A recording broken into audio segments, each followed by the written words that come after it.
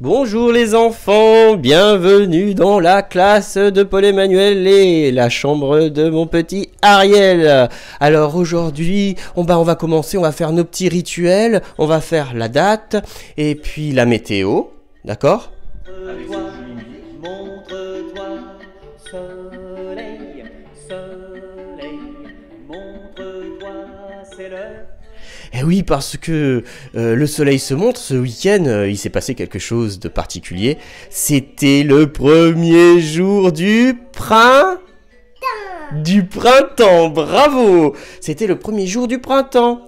Alors, on va faire la date, la météo, et puis après, puisque aujourd'hui c'est la journée de la lettre M, nous allons faire des petits jeux avec le son de la lettre M. Mais commençons d'abord par la date. Alors, la date, à quoi ça sert? Qu'est-ce que ça nous apprend? Eh bien, ça nous apprend à nous situer dans le temps. Alors, c'est des choses que l'on répète souvent et puis que l'on explique souvent. On va le réexpliquer encore aujourd'hui. Qu'est-ce que c'est situer dans le temps? Eh bien, il y a la date, quand on la fait, on fait comme Hermès lorsqu'il va voir ses 3 nourrices. Il va voir une première nourrice qui lui apprend à regarder le présent. Le présent, c'est maintenant, tout de suite, là.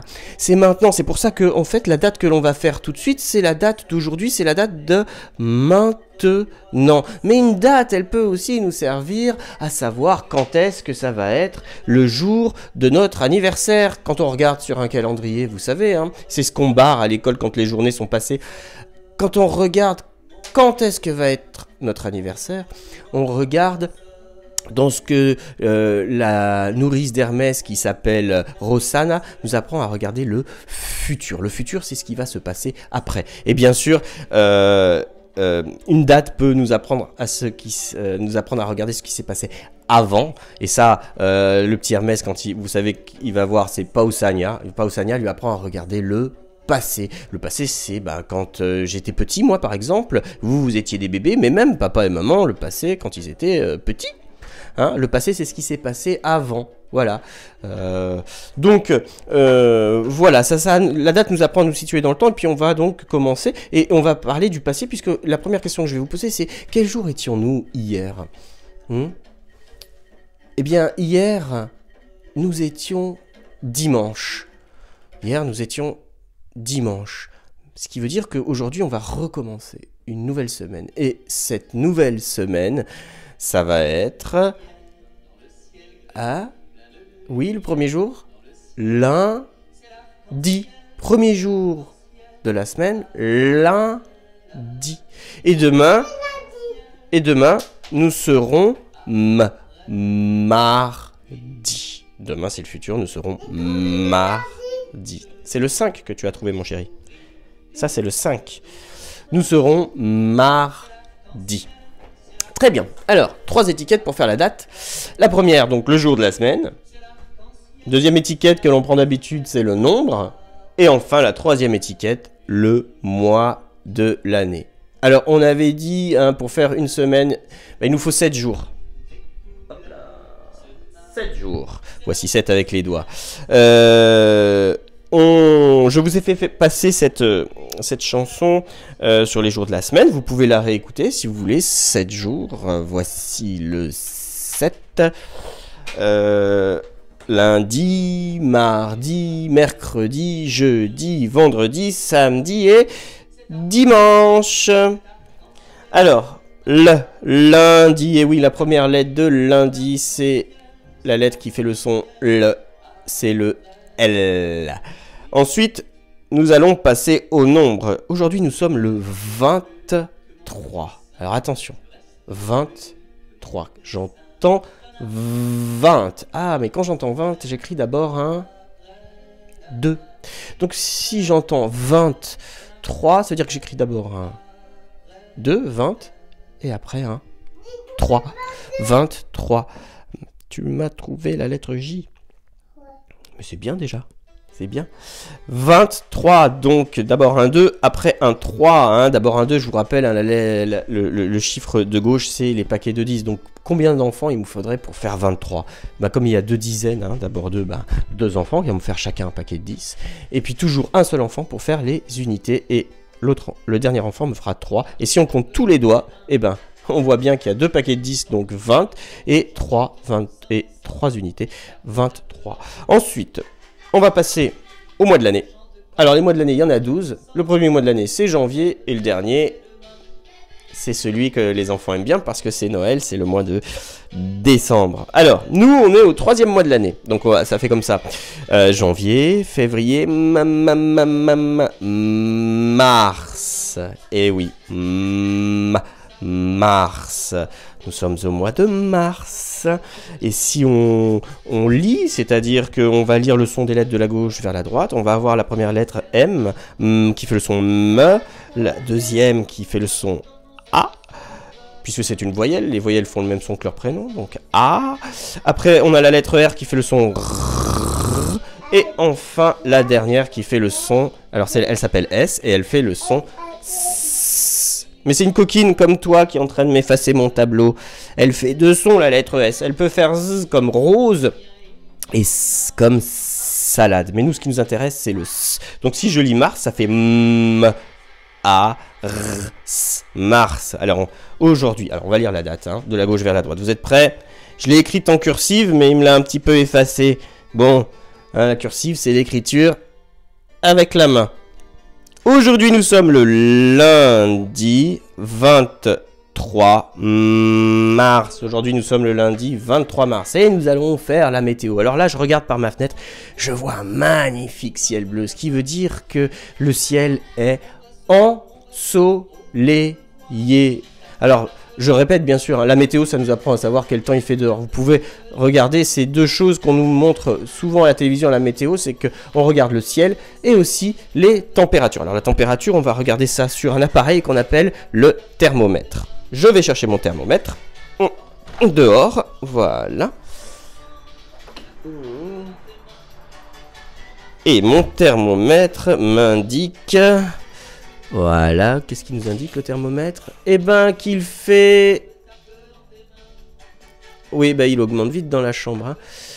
Il fait, allez on va dire qu'il fait d'abord un 1 et après un 1. Alors, quand on écrit d'abord un 1 et après un 1, qu'est-ce que c'est comme nombre?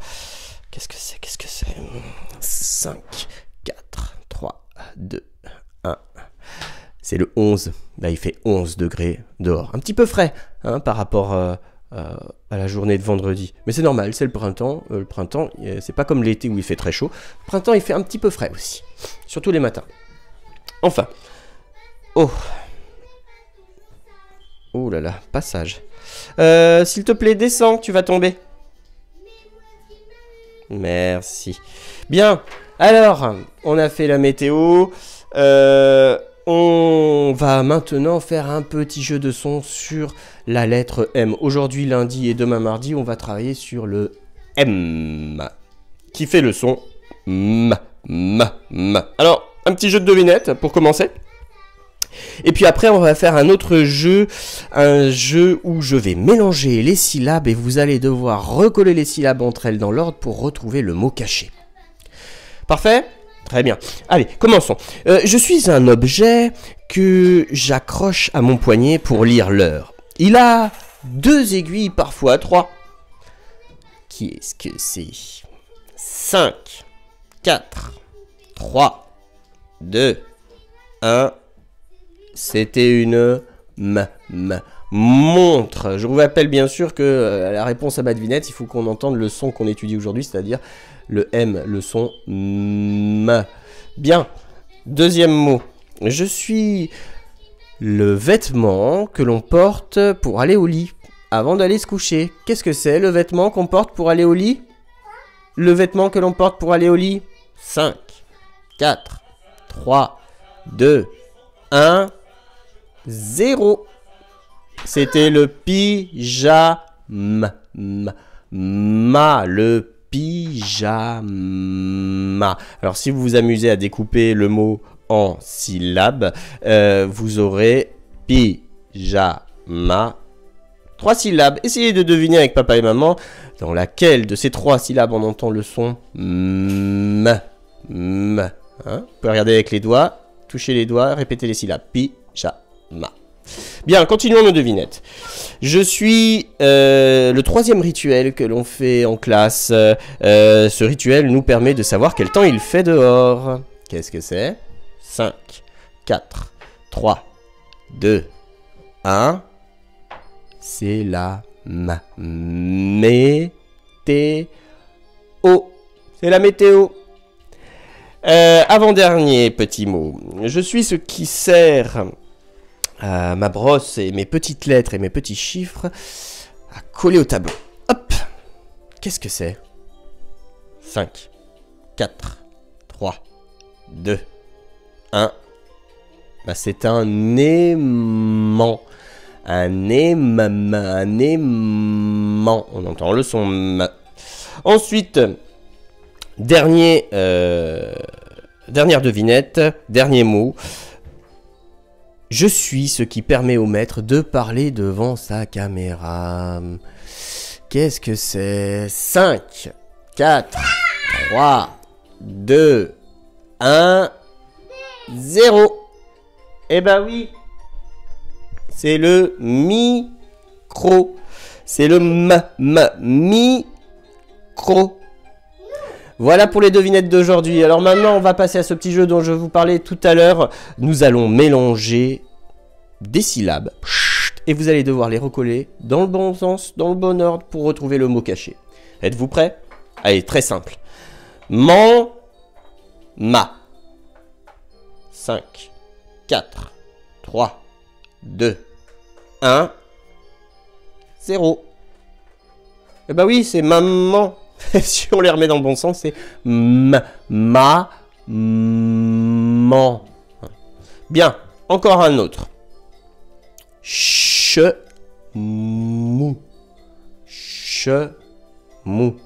5, 4, 3, 2, 1, 0. Bah c'était mouche.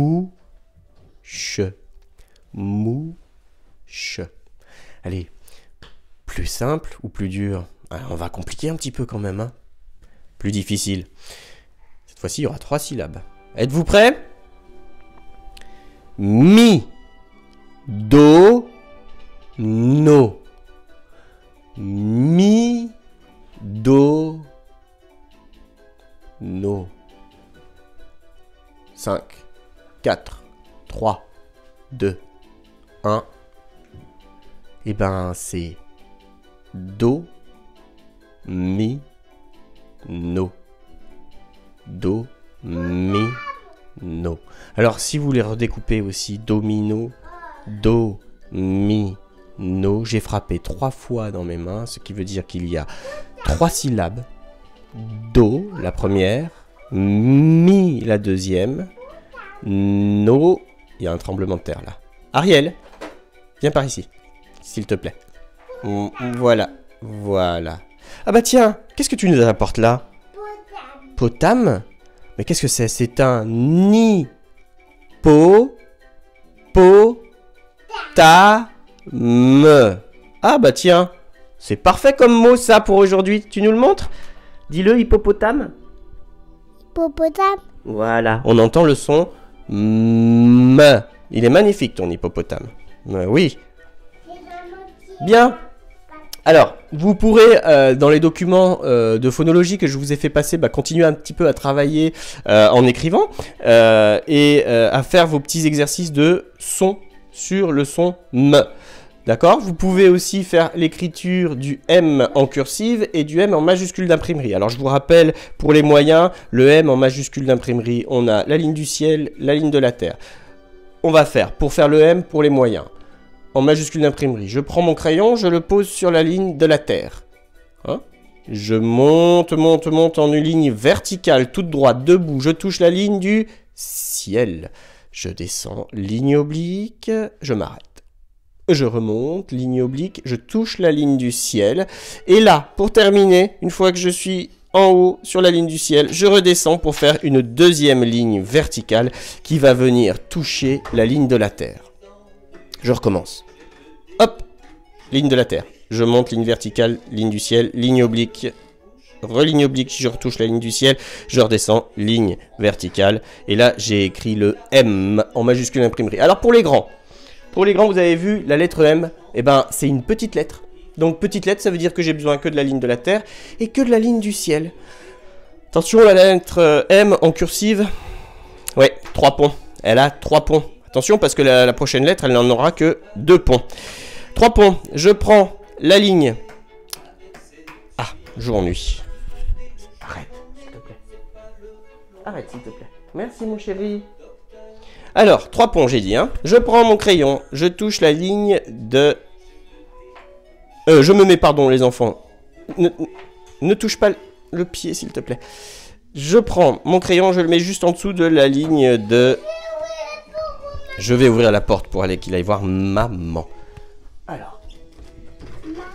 Va voir maman. Allez, va vite, à tout à l'heure.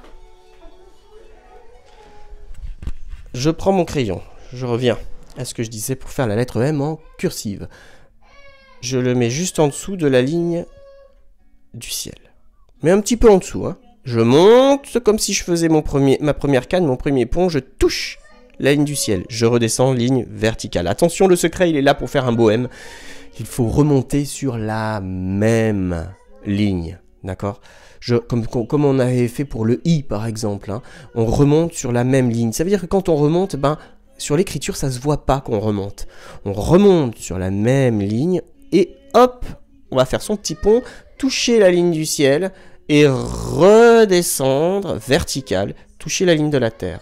Attention, je vais remonter une dernière fois sur la même ligne. Donc ça ne va pas se voir quand je vais remonter. Et je remonte sur la même ligne, je tourne un petit peu, je fais ma petite canne, je touche la ligne du ciel et tac, vertical, je touche la ligne de la terre. Et là, vous voyez, une petite main qui remonte, elle va nous servir cette petite main. Vous allez, quand vous touchez la ligne de la terre, vous allez rebondir un tout petit peu, faire cette petite main, parce que cette petite main, elle nous permettra après de donner la main à d'autres lettres, ce qui nous permettra d'écrire d'abord des syllabes et puis après des mots.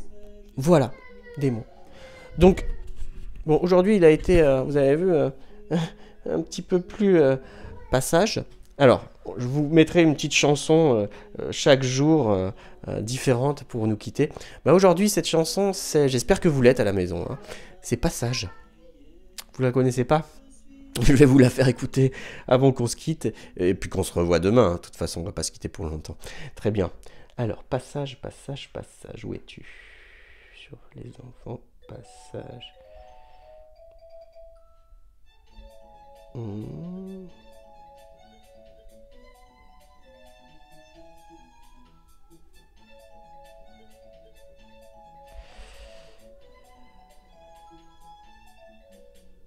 Un petit peu de patience. Ouh là là, quel con.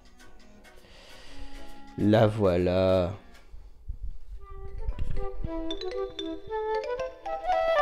Passage, on n'est pas toujours sage. Passage, on n'est pas toujours sage. Faudrait que j'arrose les fleurs de maman. Mais moi, ce qui m'amuse, c'est d'arroser les gens. Passage, on n'est pas toujours sage. Passage, on n'est pas toujours sage. Faudrait que je range tout un tas d'assiettes. Mais moi, ce qui m'amuse, c'est de les mettre sur la tête. Passage, on n'est pas toujours sage. Passage, on n'est pas toujours sage. Faudrait que je ferme mes tubes de peinture. Mais moi, ce qui m'amuse, c'est de repeindre les murs. Passage, on n'est pas toujours sage. Passage, on n'est pas toujours sage. Faudrait que j'aide mon frère à découper son jeu. Mais moi, ce qui m'amuse, c'est de lui couper les cheveux. Passage, on n'est pas toujours sage. Passage, on n'est pas toujours sage. Faudrait que je m'habille pour descendre dans la rue. Mais moi, ce qui m'amuse, c'est de me promener tout nu. Passage, on n'est pas toujours sage. Passage, on n'est pas toujours sage. Passage, sont pas toujours sages. Passage, passage, ils sont pas toujours sages.